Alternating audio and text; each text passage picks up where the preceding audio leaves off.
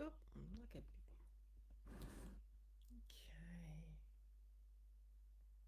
Let's just take this down a little bit.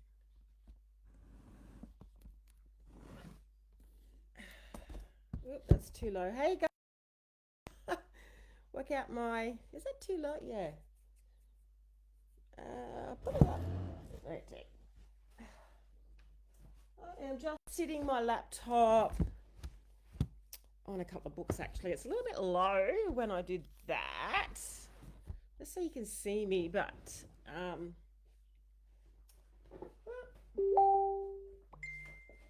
all my nice equitation science books I'm using here. Sorry guys for moving the laptop around a little bit there. Okay, that's better. I think I can see you. You can see me. I'll just excuse me for doing this. I'm just popping this back. I'm just all a bit disorganized here today. Okay, so good morning to or good evening wherever you are in the world. This is our weekly Q&A in the group. I just wanted to say a big welcome to all our new members. Lovely to have you in the group. I popped up a welcome post last night, so if you haven't seen it, you should be tagged in it, giving you a little bit of a direction to go through in the group, and including that, I think I've also put in the welcome section that I do a weekly Q&A, and this is it. So it's 8 a.m. at the moment on Sunday mornings, Australian Eastern Daylight Time. Yeah, so I'm just going to make sure I got my settings right here. So if you have any questions, you can ask me. So if anything you want to ask me, if there's something that you're having issues with your thoroughbred, something you want to know, just pop them in the comments and will answer them for you. If for some reason in the future you can't make the live, you can put your questions underneath the reminder when I pop it up in the group, or you can pop it up as a post anytime in the group. Any questions that you have, and I can address them for you and answer them for you if I can in the live on Sundays. So just make sure I've got my comments here. Cool. Okay. And usually on my lives, I usually have a dog or two barking. So at the moment, they're all asleep on the beds here. I'm a dog and horse person. Obviously, a horse person, off the track thoroughbreds particularly, but I also have lots of dogs. I've got 6 dogs, and they're usually at some time they'll appear in my videos. But they're all just relaxing on a Sunday morning. Here, I'll just move that out of the way. Okay. Um, once again, if you have any questions, pop them in the comments. I wanted to talk about something in this week's live that I got. In one of the questions, so as you know, when you asked to join the group, I asked you to have I think three questions to answer. So that's really wonderful. Thank you for answering those, because it gives me a great idea of what you're struggling with, what you need help with, and where you're at. It's really wonderful for me to go back on and target content and Q&As and everything towards these questions. So it really helps a lot. It helps you guys. And one of them was actually from someone that works with Off The Track Thoroughbreds, a retrainer. And let me see where it is. So she said many. So what are the? I think what I asked. What is your? What do I say in the questions? What is your biggest struggle with your off the track thoroughbred at the moment?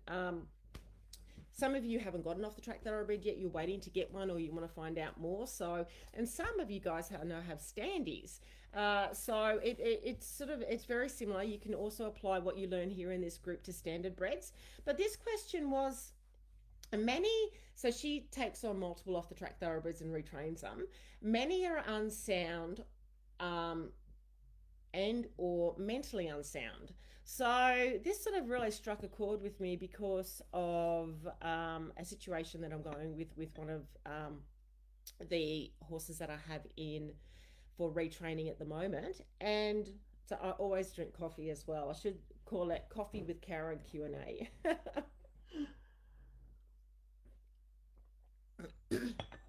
And it's interesting that a retrainer came through and said this because it's sort of not recognized by racing officials, I should say. When it comes to retraining off the track thoroughbreds, generally, we're here in Australia, but I'm sure it's the same overseas.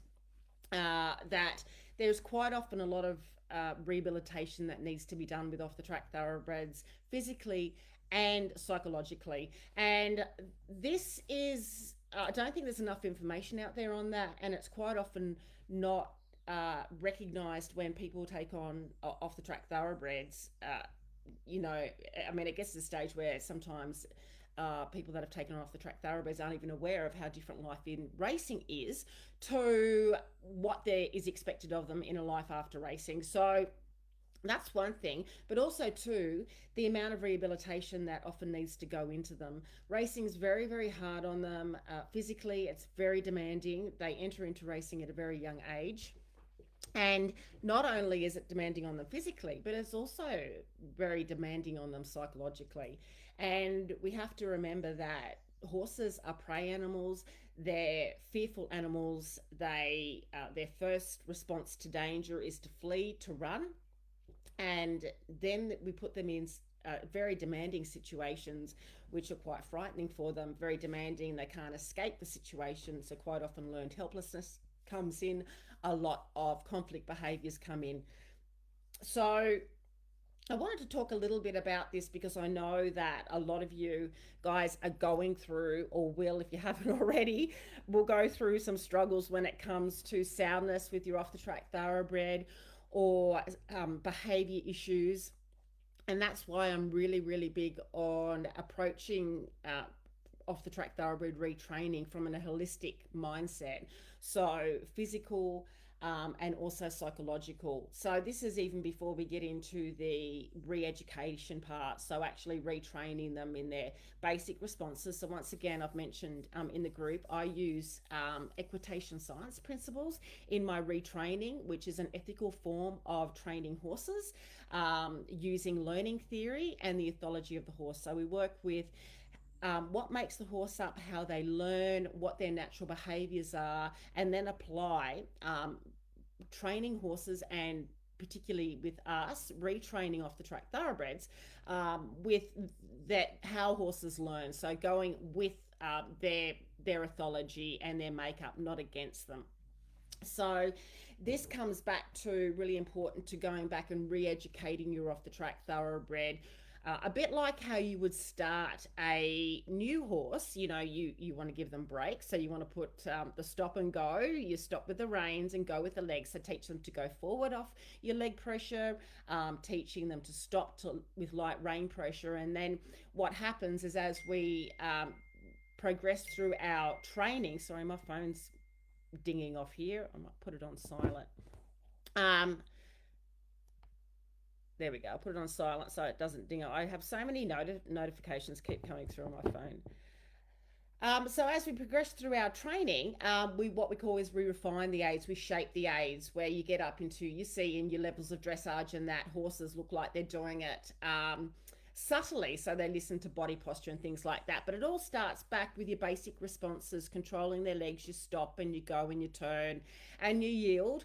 Thoroughbred racehorses tend to get very dull to this, or they can be very sensitive to leg pressure. They have been trained to lean into pressure, lean into a lot of bit pressure. That's how they race. That's how they use the bit in racing. They quite often use the bit and leaning into the bit to help balance their body. So there's a lot of rehabilitation that's involved to teach them to come up into self-carriage and to use their body in a completely different way. And this can be challenging. And so I wanted to speak on the challenges. Because quite often we can get the odd off the track thoroughbred that's really breezy, but also quite often a lot of things go unnoticed, and the horse suffers for it. Horses hide pain. They will hide discomfort quite often because showing pain showing vulnerability is once again an innate nature in them that expresses a vulnerability, and in nature a vulnerability will mean that you won't survive. So the horse innately will try to protect themselves, to cover pain, to cover discomfort, as so as not to look vulnerable. So we have to be a little bit more in tune with our horse. They're not going to be dogs where if they're hurt, quite often a dog will yelp. Obviously, with horses, if they're lame, they're going to hold their leg up. But these subtle lamenesses, or these subtle, they might have pain from the bit, they may have ulcers, things like that. They're going to be subtle things that you see, behavior responses. They're not going to lie down and go, oh my God, my gut hurts, or look really,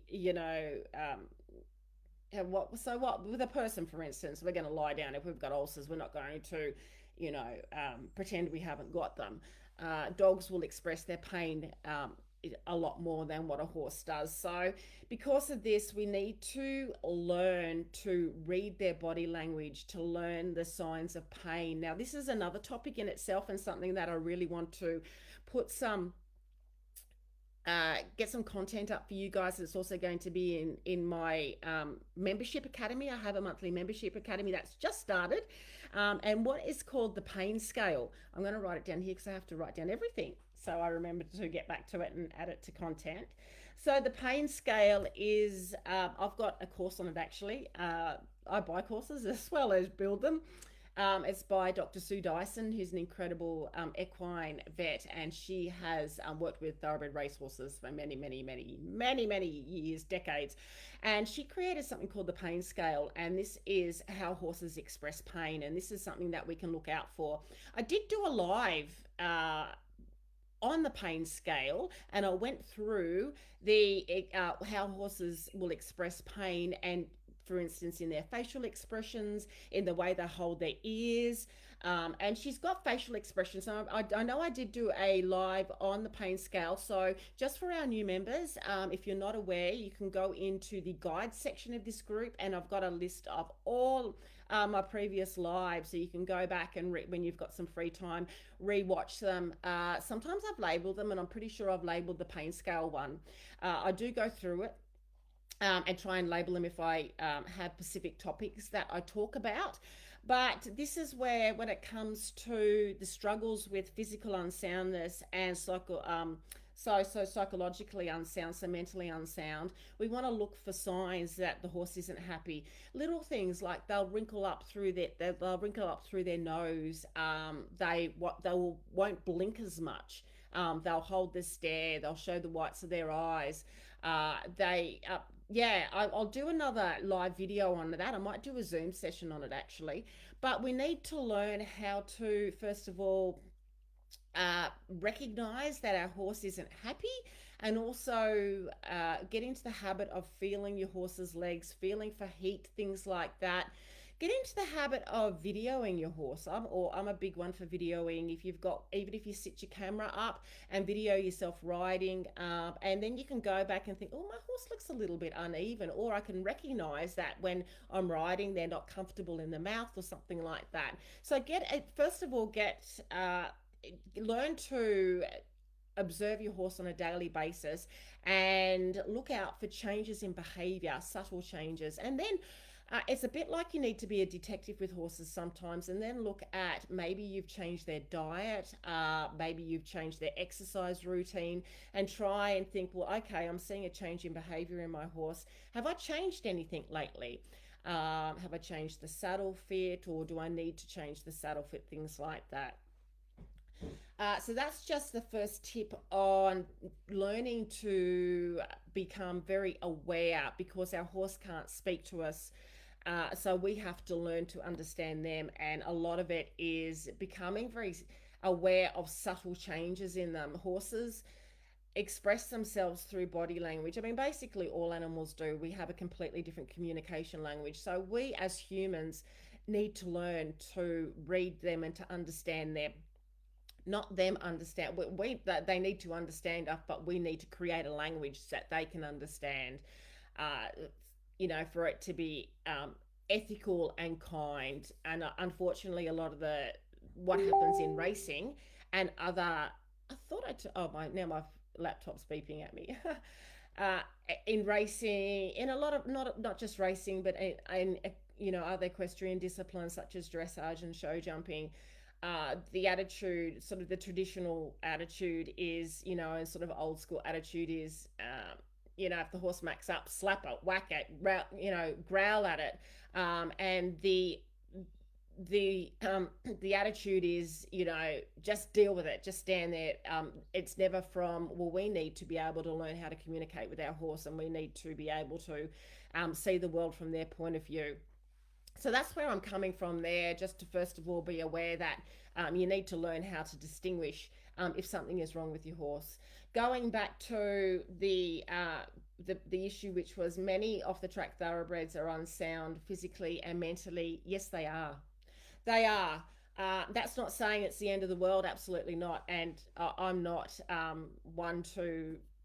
I'm all for off the track thoroughbreds. I love them. I've worked with them in racing for nearly 18 years and out of racing for over 20 years.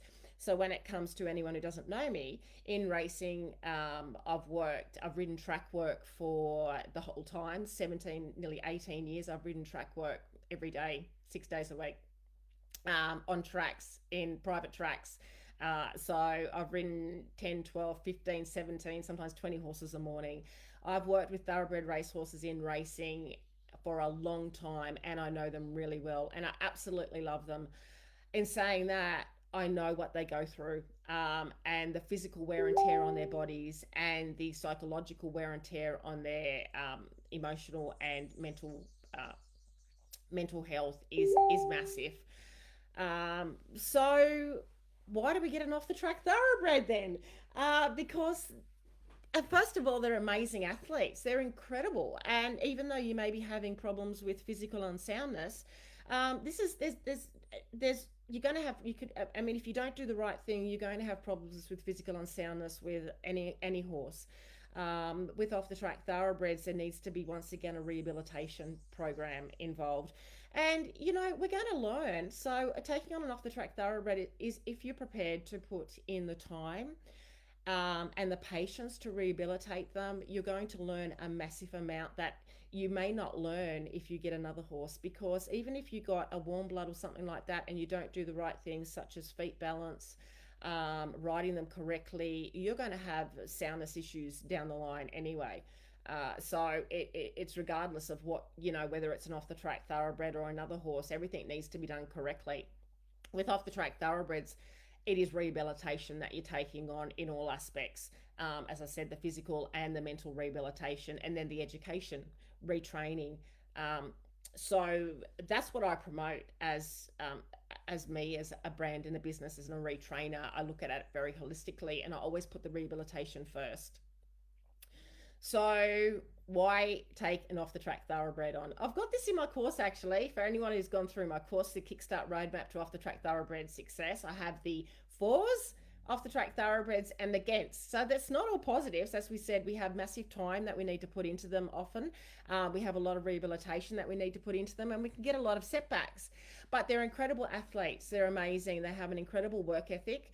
They're very athletic. You can get a very cheap, off the track thoroughbreds are very cheap, and often you can get them for free, but cheap. You're not going to be paying 10, 15 grand for a sport horse, up to 30, 40, 50 grand that you pay for a sport horse. You can get some incredible off the track thoroughbreds that are going to be awesome eventers.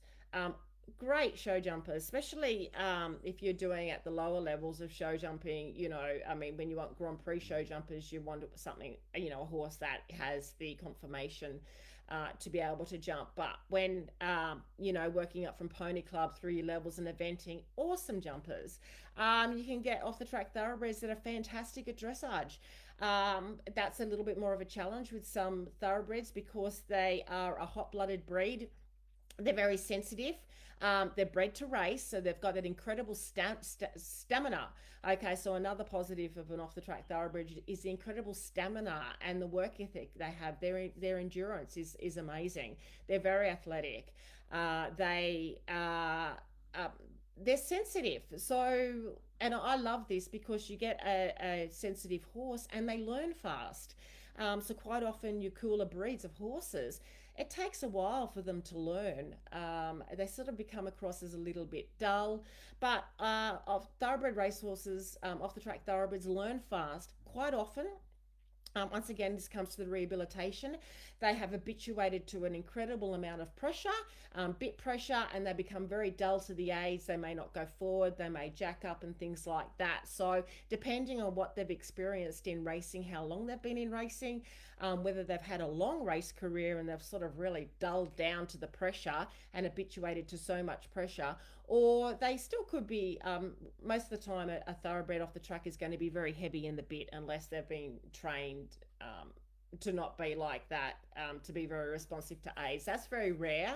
Sometimes you'll get trainers that have an equestrian background, such as show jumping, or dressage or something, and you will get the odd one, but generally thoroughbred trainers are in the thoroughbred industry and have gone through, quite often trainers will learn from trainers beforehand. So very much the racehorse training protocol, and yeah, they don't, it's not a priority to have them light on the aids.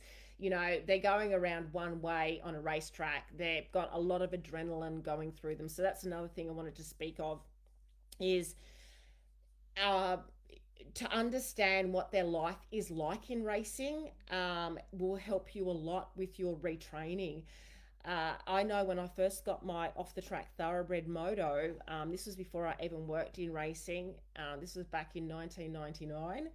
And he was interesting because he was a very hot a hot breed. So you will get genetics in racing as well. Some breeds, my moto, for instance, was off from a sire called Air de France, and they're known to be really hot. So it was a very difficult experience for me with my first off the track thoroughbred, because I couldn't even put my leg on him and he would shoot off. He was very tense. He would rush. So these are actually a lot more difficult than your dull, than an off the track thoroughbred who's a little bit more dull to the aids. So it is difficult when you've got a very tense off the track thoroughbred that rushes. Going back to looking at my moto, I didn't know anything. I wasn't taught anything about ulcers or anything, and I had no idea. I didn't understand racing. I didn't even associate that he may have come from a completely different life.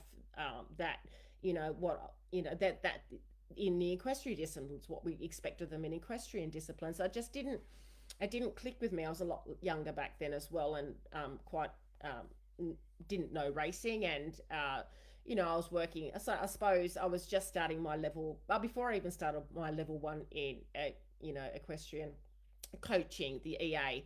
But I just started working in a riding school in Sydney, so I was very sort of green myself. I'd gone to Pony Club and things like that, and I just started working in the big equine horse hospital, which was wonderful. But I didn't obviously know what I know now, over 20 years later. So I had a lot of struggles, and poor moto, I never addressed ulcers. I was never told to address ulcers. I also know that the trainer he came from was banned for life for using jiggers. So that would also have triggered off moto. He would have been had an electric. It's banned, it's illegal, but unfortunately, as we know, in Australia, one of our trainers has been banned for being caught using jiggers, which is an electric device that gets put on their neck to make them run faster. So you can see, depending on the experience that they've had in racing, there's a lot of psychological stress there and a lot of fear. And obviously when I got my moto, he would have expected that pain, that electric shock, that he got associated with a rider on top of him, associated it with whips, associated fear with leg pressure, with my hands down on his neck. So to retrain that, you can never get rid of a horse's memories and associations. So especially fear. So a horse will learn a fear response immediately, and they will learn it from just one response. They'll practice shying once and that will stay with them. So they learn fear very, very fast, and they never forget it because that's their survival instinct. So that's a tricky thing that we have with thoroughbreds, because they do experience a lot of fear often. But what we can do, and this is where the rehabilitation comes in, we can't get rid of those associations and those memories that they have, but we can build up a new memory bank for them and push those memories in the back. So I think I spoke about this a little bit last week in our live. I'm just going to have a sip of my coffee. So that's how we want to approach retraining or off the track thoroughbred. You first of all always want to be kind and learning equitation science when it comes to, and the part of equitation science is learning the horse's ethology and how they learn, because they learn by association. So the first thing you want to do is you want to look at retraining off the track thoroughbreds from a rehabilitation point of view. So this is for anyone that actually does retrains off the track thoroughbreds. Well, if you have your own, but also if you're doing it professionally, rehabilitating them, retraining them with rehabilitation in mind. Now, saying that, that's really hard as a professional retrainer. Now, I don't often take many clients' horses in now because it takes me so long. Because rehabilitating a horse is not something that you do overnight, and unfortunately, when you take in retrain horses in for retraining as a business, they're expected to turn over really fast, and you can't address everything in 8 weeks or even in 12 weeks often. If a horse has been off the track in a very short, not been off the track, but came out of racing and has only had a very short race career, it's going to be easier. They're not going to have the wear and tear, but often it's a long process. So part of retraining off the track thoroughbreds is going to be educating the owners that they're going to have to continue with it and maintain their horse. And so that's part of it. So this is why I've gone more into online learnings, groups like this to support owners that take on off the track thoroughbreds, because pretty much it's a lifelong process. And to not sound like a negative Nelly saying you've got all this, it's definitely not a negative Nelly.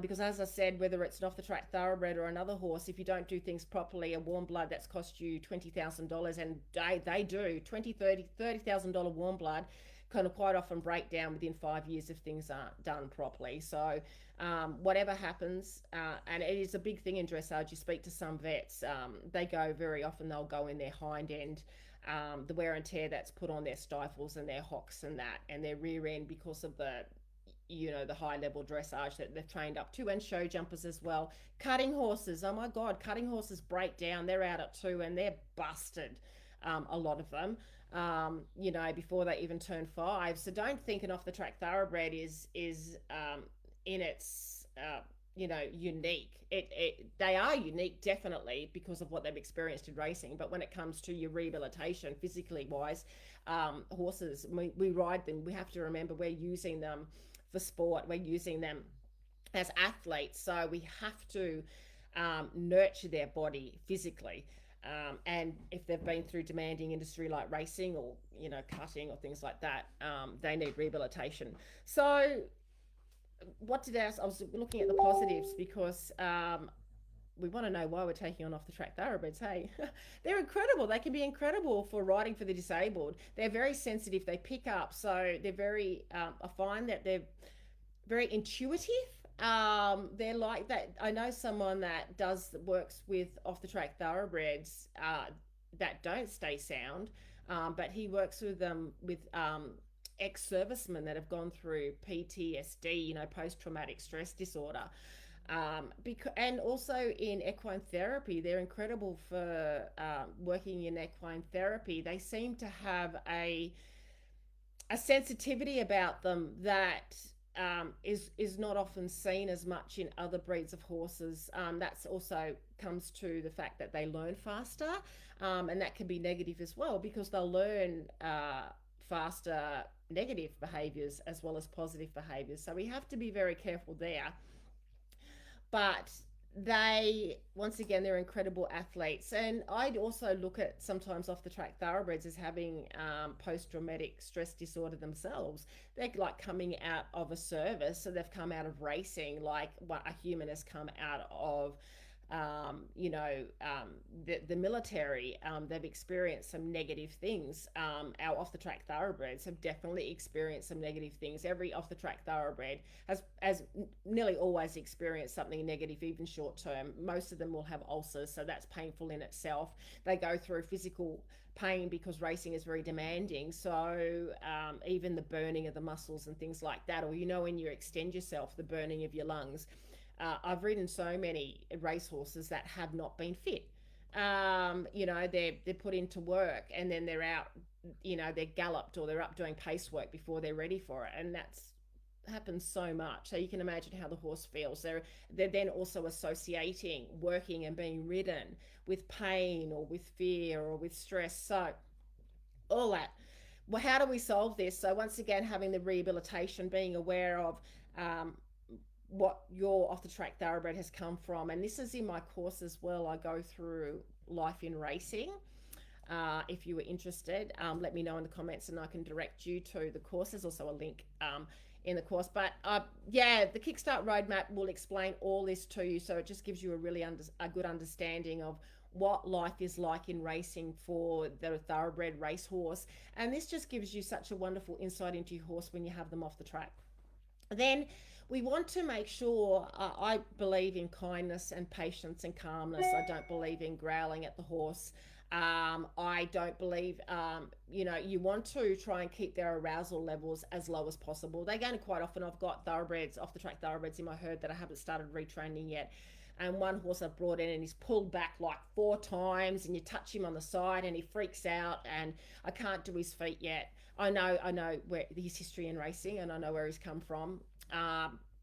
But when they do this, you don't increase your level of, you don't get angry. Okay. They're just expressing this. They're associating something with something. So keep your association with your horse as always positive. You don't want them, because they're most often they're not. I'm not going to say most often there's not, because I love racing. I love thoroughbreds, and there's some amazing people in racing.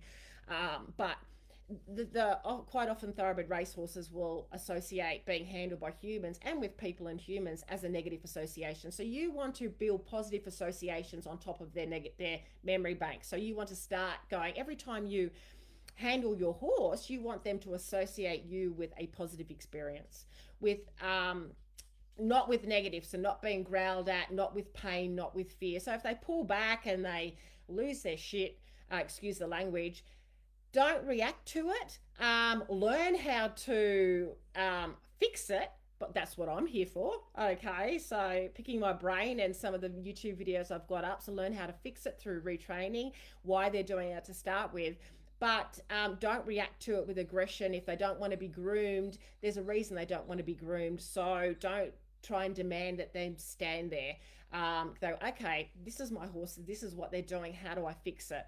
So if they don't like being groomed, don't groom them, or find little parts of the body where they enjoy being touched. So you want to come to see, every time you handle your horse, have them associate you with a positive experience. Okay, so try and learn, okay, and not that I'm saying ignore the problems that you're having, but just especially if you're just you with off the track thoroughbreds, okay, be aware that you're having problems and reach out to someone like me, or groups, or in the group, to go, okay, well, how do I fix this? But you start taking treats. Okay, so every time they see you, for instance, I'll give you an example. So every time I bring my horses in to be tied up, often off the track thoroughbreds will have separation anxiety. So I bring them in and I don't demand them stand there away from the herd, away from horses for like an hour or half an hour. If they've got separation anxiety, or bring them in where they can still see their mates.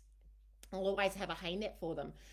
Or some feed or something like that. So as soon as they associate me and coming in and being tied up with this beautiful big hay net of some lucerne alfalfa if you're overseas, or something that they'd like to eat, so they come in, they can relax, they eat their hay net. So I always, when I have them tied up and I'm saddling them, grooming them, doing their feet or whatever, I always have a hay net in front of them. So that's an example of, they'll associate coming in, me going and get them from the paddock and coming in, to being tied up, having a hay net, and getting a scratch on the wither. Okay, so that's just one example of how you can start to build up a positive memory, positive memories and positive associations with your off the track thoroughbred. And you keep doing that. So then when it comes to, and also to, going back to the initial question that I was saying, many are unsound and mentally unsound. Once again, they are. So going through and addressing the rehabilitation side. So they're mentally unsound because of associations of pain and fear in racing. So we need to now retrain them. So retrain their associations with humans and being saddled, etc., with positive associations. And thoroughbreds will learn fast, as I said. They'll learn, go, oh, one of my mares, for instance, I couldn't get, I know she had a lot of negative associations in racing, and they couldn't get the bridle on her and things like that. Now I literally, and I haven't even brought her in for retraining yet. I had to do some things. She had a couple of nasty injuries and I had to wrap her leg, which was difficult. I think I spoke about it in my last live, but her not even coming in for retraining yet. She's like a teddy bear. She will literally stop if I'm letting them out the back. She'll stop to me and want cuddles. And that's actually her not even being in for retraining, but me doing little things. I couldn't catch her when I first got her. It was one of those like, oh my God, I'm going to be here forever trying to get her, especially in a herd of horses, because I have 19 of my own horses and a client's horse here. Excuse me. I'm going to hiccup. So I just wanted her to associate me with positive experiences. So I did things like that. Every time she saw me, I thought I'd have a treat. Or once I got to her, when I did catch her, I wasn't chasing her around, the shooing her away and chasing her. I just did the advance and retreat method where you eventually can catch them. And then I gave her a scratch on the wither. I've got a YouTube video on that, how to bond with your off the track thoroughbred. Scratching on the wither releases calming endorphins in them, and it's also, you'll see in mutual grooming, they'll quite often scratch themselves on the wither. So it's very calming for a horse. Find their scratchy spot, talk soothing. I'm very much into body work, and horses express themselves through body language. So being started that quite often off the track thoroughbreds are going to be very sore in their body. Their muscles are going to be tight. They're not going to like being touched on tight muscles. And once again, they have negative associations with being touched, and they have what we call detachment. They come off their mother and go into solitary confinement, away from other horses, pretty much from a yearling. So that affects them as well. That's another topic in itself, detachment. But you sort of have to learn, have to teach them to enjoy being touched again, or to enjoy being touched to start with. Get some attachment happening with it, and that's a very good way to bond with your horse. Even more than food, if you can get that tactile connection, because that comes natural to them. That's how they interact with other horses themselves. They're very much into mutual grooming, and they get a lot of calmness out of that. So if you can connect with your horse on a tactile basis, finding their scratchy spots, and don't touch them, or don't force them to stand there and be groomed, because they're not like being groomed for a reason. If we've got tight muscles, we're not going to be like, so for instance, my muscles are tight here in my shoulder. I'm not going to enjoy someone grooming over that tight shoulder muscle. If you can imagine that, if we go for a massage, we're not enjoying someone digging into our tight muscle. That muscle is tight there. So be aware, feel, learn to get touch in your fingers. Learn to do a massage course or something, equine massage course. So learn to feel, oh, there's that big solid under neck that off the track thoroughbreds quite often have, and they're not going to enjoy. That's their bracing as well. That's putting them in a fear posture. So you want that to start to soften. And I've noticed horses, not even with physical training, getting into the physical retraining, but actually just doing these things like bringing them in, having a hay net, doing a little bit of body works, just in hand work. I've noticed off the track thoroughbreds, this actually was a standy mare that I worked with, who was literally like a rock, and just without even doing any ridden work or lunging or anything like that, but just the in-hand work and just gradually doing body work, finding her nice little spots where she might like to be groomed, addressing ulcers and that, her whole body just changed. Her muscles softened within, just a couple of months of me doing that in hand work, and just your calmness and your scratching on the wither and asking her to lower her head. Her whole body changed. Her muscles softened. So that's an example of how it's like us. If you're in a fearful situation, or you've got anxiety, or you've had trauma in the past, your body's going to be locked. And I saw somewhere, he's a classical dressage trainer actually, he said off the track thoroughbreds, thoroughbred racehorses are locked in their bodies. And they are. They're locked, locked in their bodies, and they're locked in their head, and they lean onto the bit, So do you think they're going to enjoy being touched if they're so locked? Okay, so we have to unlock them gradually, and unlock them mentally as well, put together. So it's not so much replacing the negative associations, but putting building up a library of positive associations, of positive experiences and pleasure, and putting associations when it comes to work and being ridden. So don't rush them, don't put them under saddle. I don't recommend riding off the track thoroughbreds straight away. I recommended rehabilitating them first, giving them a spell, starting off with in-hand work. I love classical dressage as well, and then gradually, when you're riding them, make sure that there's no pain. So go through the elimination and the rehabilitation that they haven't got any pain. And then think, okay, I'm satisfied that my horse doesn't have any ulcers, that you've done chiropractic work and that they're not got no pain. You start your under saddle work, doing equitation science, so your basic responses, and keep it short, keep it simple, keep teaching them, retraining them to stop and go lightly so that they're in self-carriage. And don't overwhelm them training wise. So this comes back to the re-education using equitation science principles of just going back. It's not rocket science it's more going back like you would start a fresh horse, getting them to stop and go, teaching them the stop aids, the go aids, and then refining those. The difference is when you're retraining, you need to retrain because they've learnt different responses. Okay, so they've learnt to lean into the bit, whereas a fresh horse that you're starting under saddle hasn't learnt to lean into the bit. So it quite often will take longer to retrain off the track thoroughbreds or a standard bred or something. It will usually always take longer than starting a fresh horse, but we're still teaching them the same thing. We also have the negative associations that they have involved with it, whereas a fresh horse hasn't got any associations. They're like a blank slate. But we have, with off the track thoroughbreds, a lot of negative associations that we need to be aware of and come through and go, okay, well, I now want my horse I know that he has negative associations with bit pressure. He's learnt to lean into the bit to help balance himself. So I want to teach him self-carriage. That starts off with your in-hand work. I know quite often having them in self-carriage and going around in a nice outline starts off all the way back with your stop and go in hand, in a head collar and lead rope. Okay, so we're teaching self-carriage there because your roundness and working nicely over the back is self-carriage if it's done properly. But we also have to make sure that our off-the-track thoroughbred is physically able to do that as well, that we've developed the strength in their hind end so that they aren't depending on the bit for pressure, because as I said, they quite often use the bit for balance in racing and have learnt to lean into that in racing. Okay, gallops, they flatten their body out, they stretch out and they lean into the bit. We don't want that in our equestrian disciplines. We don't want them to flatten out and go on the forehand and lean into the bit. We want them to come up and be in self-carriage. So they need the physical strength to start with. So I hope that has helped.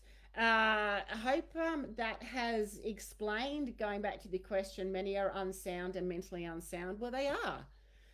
But that's not the end of it. I also wanted to say too, so yeah, with physical unsoundness, for instance, work out what's happening, but incredible things like doing regular body work, going back to get a really good body worker, and then learn to massage your horse and learn to feel for yourself when the muscles are tight, because quite often so many of these things can be, if they are unsound, get a really good joint supplement. Really good joint supplement. And I'm going to say the word, mention the brand because I think it's amazing. I don't know if it's available overseas. Oh, it is, because it's New Zealand. Techniflex. I use Techniflex and it is incredible. It is by far the best joint supplement I've ever used. And I know a racehorse that had arthritis, and he was compromised soundness wise. He was on Techniflex, and he was actually in the Cox Plate in Australia. He raced up into a group. He raced in Group 1 races. And he was amazing, and he was on Techniflex. I also know my ex-partner is on the human version of Techniflex. I know dogs that are on the dog version. So that's a green-lipped muscle, but I can't recommend any other green-lipped muscle. I just know the Techniflex because I use it myself, and I've actually seen a horse that I have here, a client's horse, his joints actually went down a centimetre. One of his joints is a bit compromised. And it's not even jointness. His actual joint, I think, is okay, but the ligaments and everything that has gone around it. But it actually went down in size a centimetre. So that's amazing. So we actually measured it. So that's, I could recommend that product, and I'm happy mentioning it because I love it. But get your horse on a really good joint supplement. I think every Off the Track Thoroughbred should be on a joint supplement. Make sure their feet are balanced. Another thing, if the hoof is unbalanced, okay, you're going to have problems. So another thing that will really help the unsoundness of Off the Track Thoroughbreds is getting them back to hoof balance. Okay, I'm barefoot at the moment with my horses, but I make sure that their hoof angles are correctly balanced. That's another really important thing that will help you a lot. So you've got your joint supplement, you've got your hoof balance, making sure that your angles are correct, and that you keep up to date with that. Then your body work. So get your horse. Also, too, another thing, if you've got the money, get them x-rayed. Okay, do they have kissing spine? A lot of horses Off the Track Thoroughbreds may have kissing spine. Get the x-rays. They're worth the money to get the x-rays. Okay, you can even, there's other malformations that are around, the C6 and C7 malformation in the neck. Get x-rays done at the beginning so you know what you're working with. Kissing spine can be worked with. It's not the end of their career if they've got kissing spine. And yeah, so those three things to start with. So the attitude of having a rehabilitation aspect is really important. And going back to, if you're a professional retrainer, this is really a bugger because you're in it to make, you want to be able to help the horses, but you can't rush this process. And hence the reason I don't take many clients' horses on now, because I don't like to rush anything. I like to do everything properly. But I think if you're a retrainer, educating the owner of the horse to be aware that this is the process that's going to be best and most efficient as being successful when you're Off the Track Thoroughbred. So educating Off the Track Thoroughbred owners, I think, is really important as well. Ulcers, make sure you have your horse scoped for ulcers as well. They may not show any symptoms of having gastric ulcers, hindgut ulcers. We can't scope for hindgut ulcers, but maybe change the diet so that you're treating for hindgut ulcers. But have your Off the Track Thoroughbred scope for ulcers and treat it if necessary, and then get on a very good supplement after you've had treated for ulcers to prevent ulcers. And also be aware that under stressful situations or diet changes and that horses can get ulcers extremely fast. They can come back, so be aware of that. So there's some tips for today. I won't over information you guys. I probably have already, but I hope that helps. As I said, I do a weekly Q&A every Sunday morning. So for everyone that's new in the group, if you have any questions you want to answer, just pop them up in a post. Just pop them up in a post, because I'm in the group every day, and just say, can you answer this question in next Q&A, and I'll put it down and answer it for you. And also too, this group is for you, so free to pop up posts anytime. The only thing is, we don't do any selling in the group, promoting selling any horses or promoting businesses or anything like that, except my own. I can do that as my group, but yeah, other than that, this is a support group and an online educational group to help you retrain your off the track thoroughbred and to offer support where you can reach out anytime with problems and struggles and things like that. That's it for today, I think. If you wanted to find out more about the Kickstart Roadmap, the online course that I have, it's available in two forms. You can buy it, you can get it monthly, or you can buy it one off. I've got a special at the moment. If you buy it outright, you have lifetime access to the new Off the Track Thoroughbred Success Academy, which is monthly membership. So if you're interested in that, let me know in the comments, and there is some links to it in the featured section at the top of the group, but let me know in the comments and I will give you some more information on that. So have a lovely day wherever you are. Big warm welcome to all our new members, and let me know if you found this live helpful. Yeah, I'll see you in the group, and I'll also see you next week for our Q&A. Okay, bye.